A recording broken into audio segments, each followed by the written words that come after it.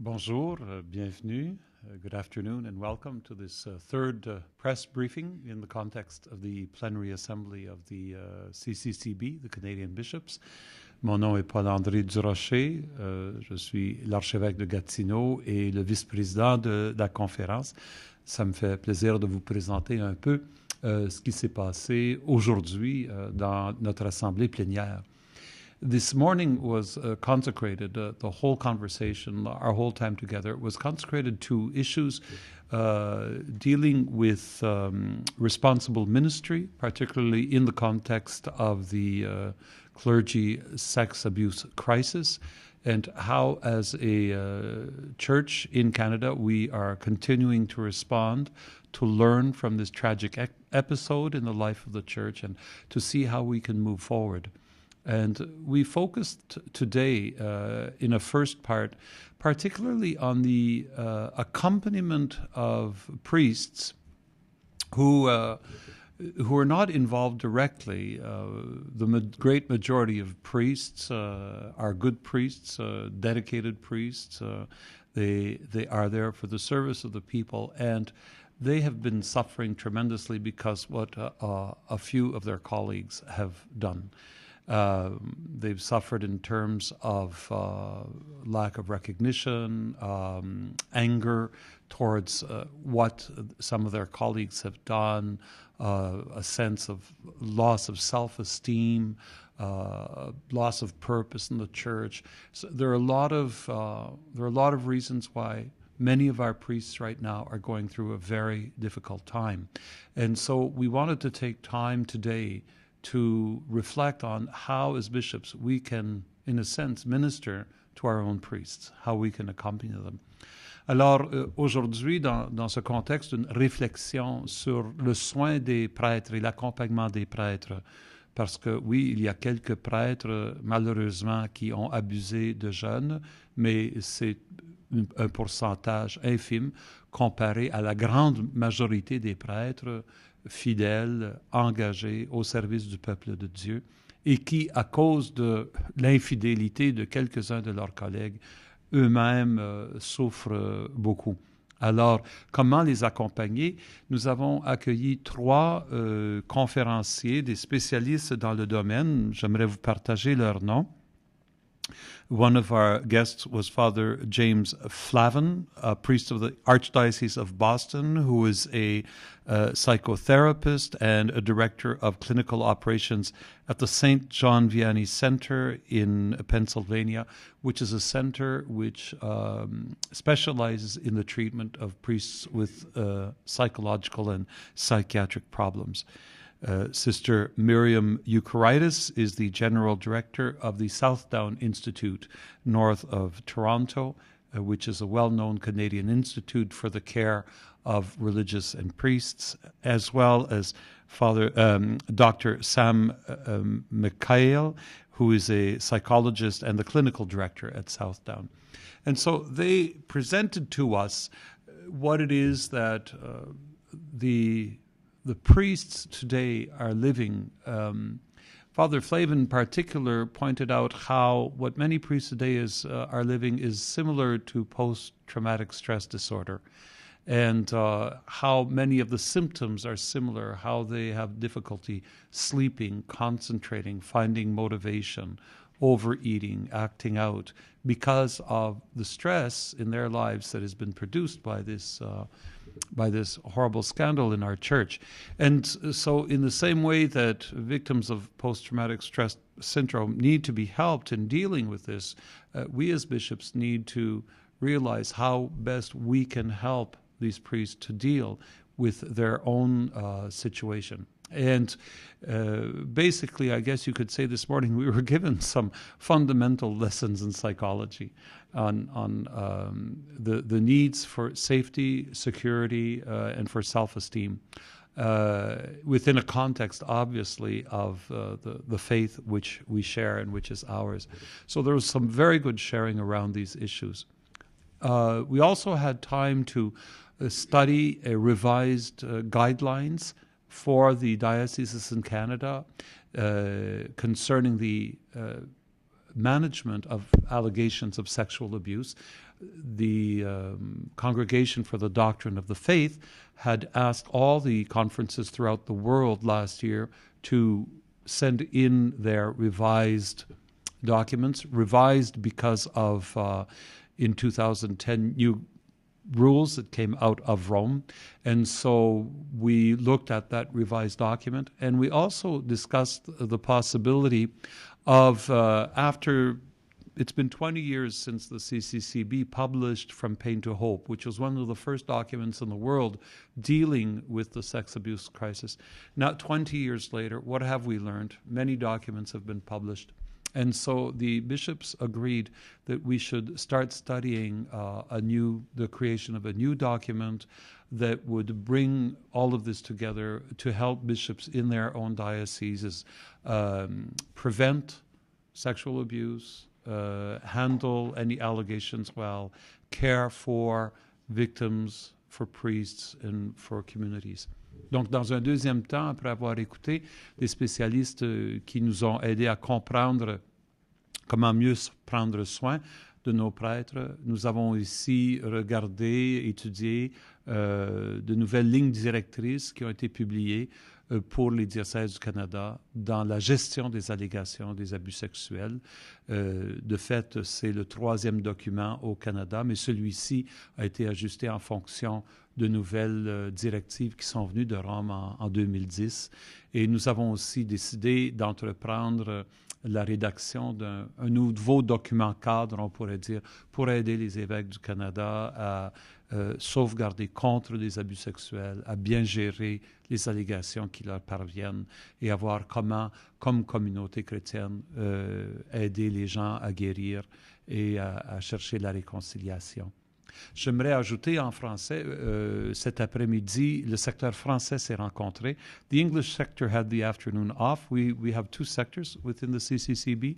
The English sector had the afternoon off, and the French sector came together to discuss issues that are of particular interest to the French sector. Et peut-être le sujet dont on a discuté le plus intensément, a été la réalité des communications sociales, les communications et la culture des communications dans le monde d'aujourd'hui, et les organismes catholiques de communication, les relations avec les médias, les relations avec le monde des communications aujourd'hui. La directrice de l'organisme Communication et Société nous a brossé un beau tableau qui nous a aidé à comprendre les défis qui sont les nôtres aujourd'hui et a proposé quelques pistes d'action pour l'avenir, ce qui nous a permis de nous donner un peu une ligne directrice comme secteur français de la CECC. So these have been our activities today.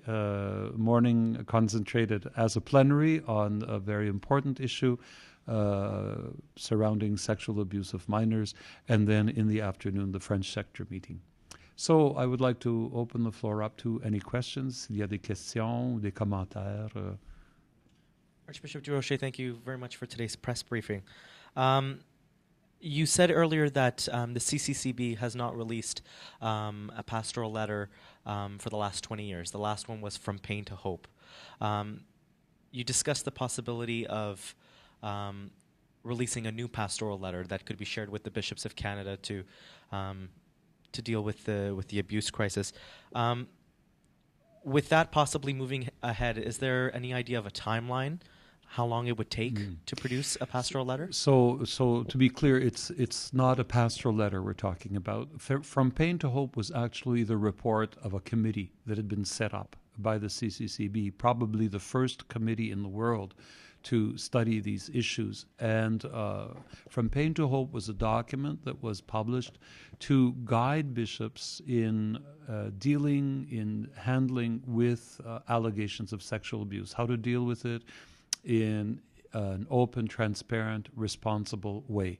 And this helped many of the bishops in Canada to draw up diocesan guidelines or diocesan law concerning these issues. Over the years, Rome has issued various decrees specifying new rules, new regulations. And so we've adapted that. Actually, in 2007, we had published a protocol. These are meant for the bishops as aids to the bishops in their responsibility within their diocese. So what we're talking about now is the possibility of publishing a new, you could call it a directory for bishops on issues surrounding sexual abuse, clergy sexual abuse. Though we realize now that this is broad, and it's no longer, I mean, it's any employee in the church, any lay pastoral associate, a secretary, a janitor who would do something wrong. Like all organizations now, the church has become much, much more aware of the dangers of the sexual abuse of minors and the need to protect against it. So that's one of the issues, that's an example of one of the issues, how we've moved in the past 20 years. And so we need to kind of update a number of things. We're looking, this morning we were talking about a 2-year project. Really, we would like to do broad consultation, do a lot of, so much has been done in other countries also, so to inspire ourselves from other documents and to bring together, it would be kind of a, I guess, a compendium, you could say, for bishops of the best practices in this field right now. Thank you. Archbishop, last night Vatican II was commemorated by a presentation on the contributions of the Canadian bishops who were alive and participated in the council at that time. I just wondering your impression of the presentation and about what you heard about your predecessors. Yes, this is one of our, how could you say, extracurricular activities. In the evenings we try to offer the bishops occasions, lighter, less rigorous moments, but at the same time moments that can be interesting for them.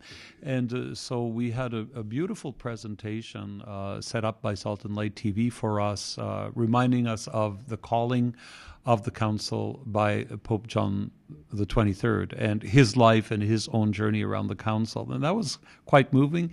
The reaction of the bishop was emotional even. And then we had a presentation by Gilles Routier, who's a professor at Laval University, a priest of the Diocese of Quebec, who's probably the most important researcher in Canada on the Second Vatican Council.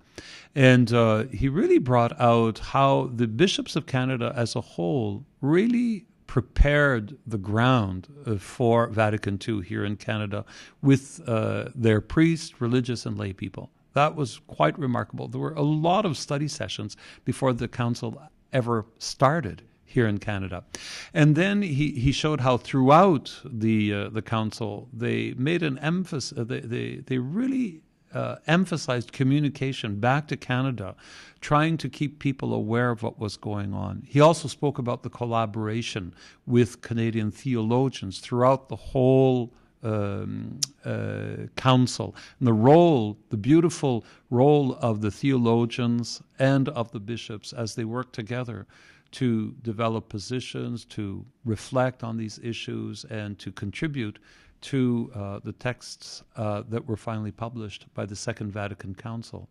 And he also finally showed us how, when they came back, they really worked at not only the implementation but education around the council. He gave some very concrete examples of some of the dioceses in Canada, what was done in terms of retreats, conferences, writing. There was a huge effort to involve all of the church. And so he says sometimes we hear this myth propagated that the council arrived like as a surprise in the midst of the lives of people and nobody understood what was going on. He says, certainly not in Canada. The bishops really tried to make of the council not just a bishops' event, but an event of the church here in Canada, even if it was going on in Rome, and to appropriate it as a church event. So it was a very interesting conference, yes. Une question? Quel sujet avez-vous abordé avec le secteur, avec les évêques du secteur francophone, à part les communications? Il y a toujours un rapport de la commission de liturgie qui est une commission linguistique parce que la liturgie, il y a la liturgie en français, il y a la liturgie en anglais. Donc, sur les textes liturgiques, par exemple, en français, ce ne sont que les évêques du secteur français qui ont le droit de voter. Nous avons un rapport alors sur les projets de notre commission de liturgie, de l'Office national de liturgie, de même que sur les traductions des textes en français. On a été informé, par exemple, que nous devrions recevoir bientôt l'approbation pour une nouvelle traduction liturgique de la Bible, à partir de laquelle nous pourrons refaire tous nos lectionnaires liturgiques pour la célébration de l'Eucharistie et des autres sacrements. Nous avons aussi discuté des sessions de formation en liturgie qui sont données dans plusieurs diocèses du pays, coordonnées par notre Office national de liturgie. Nous avons aussi il y a des questions financières, évidemment. Il y a le rapport financier de l'année, le budget à approuver, etc. Alors, mais je dirais que le temps est surtout consacré aujourd'hui à la question des communications et des associations de communication dans les médias catholiques et les médias séculiers du Canada français. One last question. Final question. Going back to the session this morning about the sex abuse norms, but you mentioned about how now the focus is on ministering to priests who are being affected by what their fellow priests have done. Were there any examples of things that you will be doing or could be doing to minister? Like, what is it that the priests need? Yes, I would perhaps correct what you said. It's not so much that the focus now is on the priests. It's just actually it's an issue we haven't looked at enough. And today we decided that it would be good to look at that issue. It's one issue among many, the healing of victims, what we do with priests who've abused, and some of them go to jail, what you do with those priests after, the healing of communities. There's so many issues around this, but today we looked at this one. To give you an idea of I can speak from experience here. When I was Bishop of Alexandria, Cornwall, we brought in a specialist. We spent 2 days with the priests themselves, the priests of the diocese, not those who had been accused, but the priests who were dealing with the fallout of all of this. We spent 2 days. We went away to a retreat center, and we really kind of worked out how this is affecting our own lives. We spoke about the dangers of closing in, of cutting yourself off from others, the dangers of the lack of enthusiasm, the lack of recognition makes one kind of shy away. You know, some priests stopped wearing the Roman collar because they would be verbally attacked on the street, you know. So how do you deal with this? How do you overcome that? So self-care, a big part of it is self-care. The other thing that the speakers emphasized was the importance of the role, the link between the bishop and the priests themselves, so that the priests know that the bishops are aware of what they're going through and do care for what they're going through. And one final thought was that we ended up with the fact that the bishops have to take care of themselves also. The bishops have been through enormous stress through all of this, and some bishops still are in very, very stressful situations. How can they deal with that stress? Who can they turn to? How can they keep balance and a healthy perspective throughout this? That kind of wrapped up our conversation. So that was the thrust of what we were talking about this morning. Thank you very much. Merci beaucoup de votre présence, et demain nous nous retrouverons pour le 4e point de presse de l'après-midi. Une bonne journée à vous. Thank you very much to our participants on the web.